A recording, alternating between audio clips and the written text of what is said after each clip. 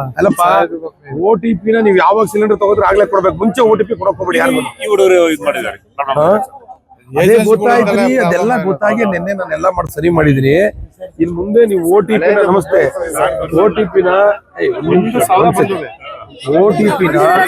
ಅಲ್ಲ ಕೊಡ್ಬೇಕು. ಅಲ್ಲ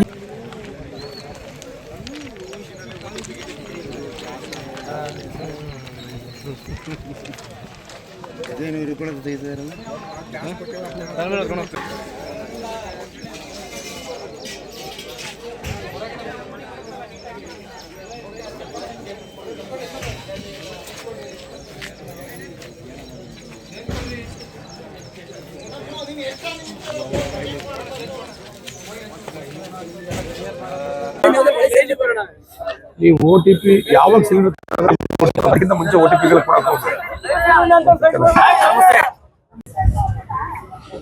ಆಲೂರು ತಾಲೂಕಿನಲ್ಲಿ